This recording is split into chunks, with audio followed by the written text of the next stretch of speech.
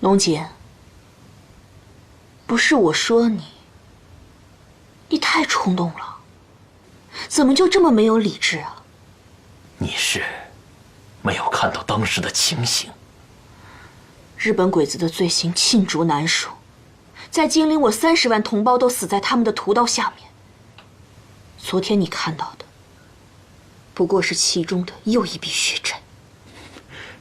我受不了，是中国人都受不了。可是我们必须忍着，因为我们要做大事。我龙姐的大事，就是杀日本鬼子，我要把他们斩尽杀绝。看来还得让六哥再多砍你几次。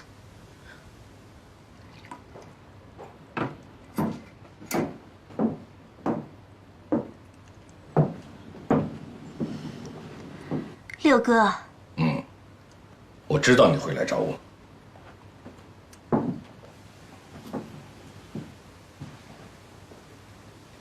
你知道？为我砍昏龙杰的事。你下手也太狠了。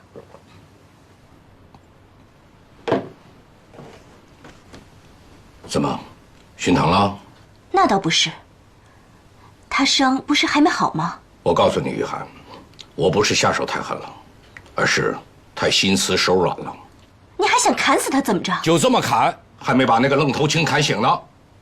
你说我是中了还是轻了呀？警官长，渡边警官长，警官长，侯队长是不是又来向我报告发现了什么重大情况啊？哎呀，警官长，高明啊！我的确有了重大的发现。说，龙姐，我说了这么多，不知道你听进去了没有？知错就得改，这才是顶天立地的大男人。头儿，我想问你个事儿。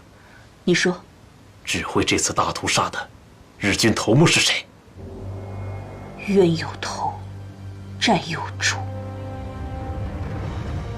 龙姐，我要你记住，指挥这次大屠杀的日军头目是特务机关机关长渡边一郎。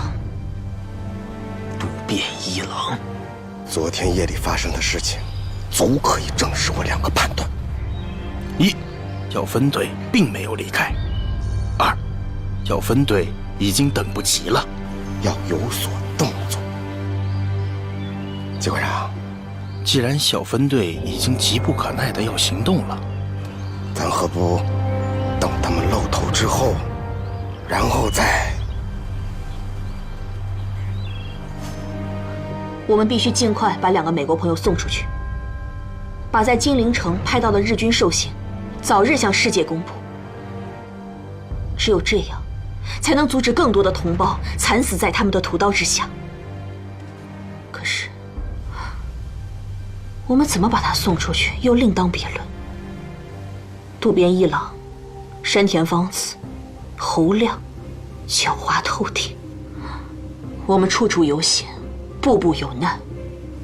最可怕的结果是，我们做了无谓的牺牲。可是电影胶片和2个美国朋友，又重新落入敌人的手里。我倒是有个办法。讲。不管叫声东击西也好，明修栈道，暗度陈仓也罢，我想，我们分成2组，一组拼着性命去吸引敌人，第2组趁敌人分散注意力的时候，护送2位美国朋友出去。头儿，把我和龙杰哥分一组。龙大哥在哪个组，我也得在哪个组。你们一个个视死如归，倒显得我展某有点孬种了。头儿，吸引敌人这一组，谁要是落下我非得跟你论个是非曲直。你们都是好样的。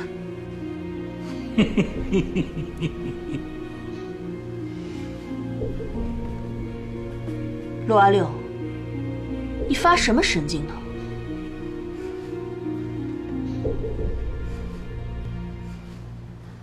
大家糊涂，你不能糊涂。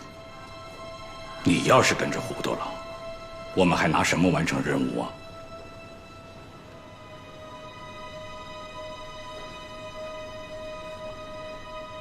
鬼子的哨卡众多，如果你带的第一小组在第一哨卡就全部阵亡了，怎么办？啊？鬼子人数众多，如果龙杰带的第一小组在第一哨卡只受到了一部分鬼子的追击，而保护美国朋友和电影胶片的第二小组却受到了剩余鬼子的阻击，怎么办？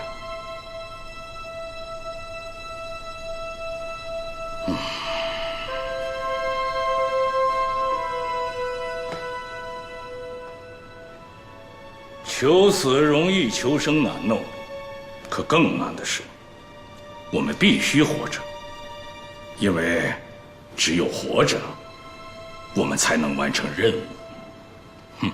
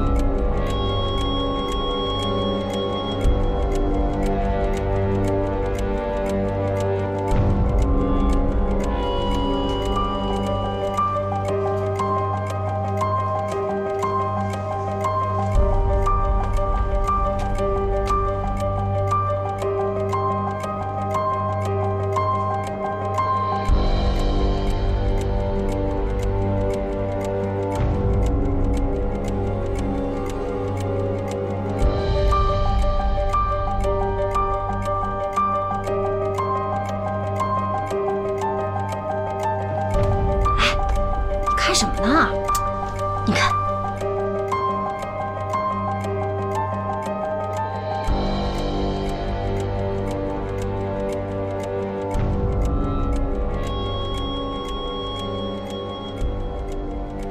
六哥准又给头出主意了。会是什么样的一个主意呢？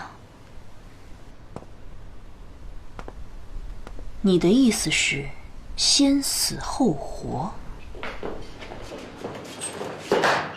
报告机关长，怎么样了？人马已经全部按计划部署完毕。我们的网已经张开，就等于自己钻进来了。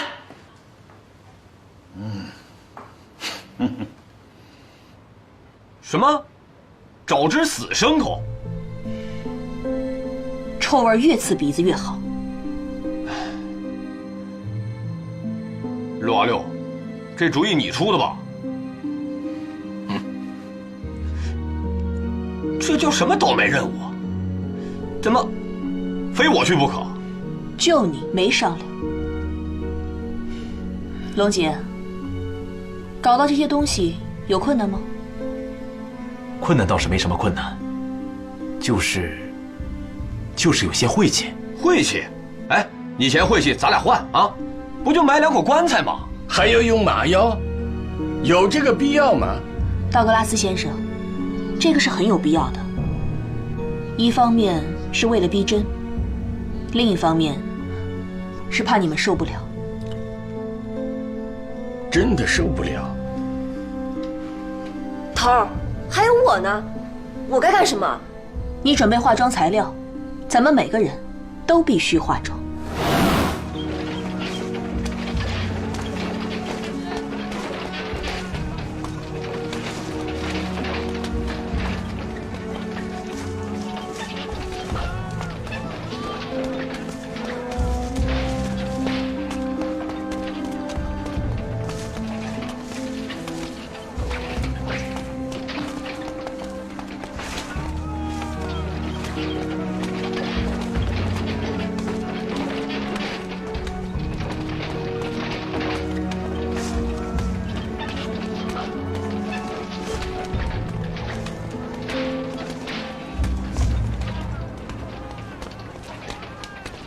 站住！老总，干什么去？啊，老总，这家死了人，在郊外买了块墓地，就是张罗张罗，把人拉出去给埋了。埋了啊？怎么死啊？哎，还能怎么死的呀？那不是冻死的，就是病死的呗。一家，怎么死了2个？哎，老总，这你应该知道，前些日子啊，那全家一起饿死的，那不多了是了呀。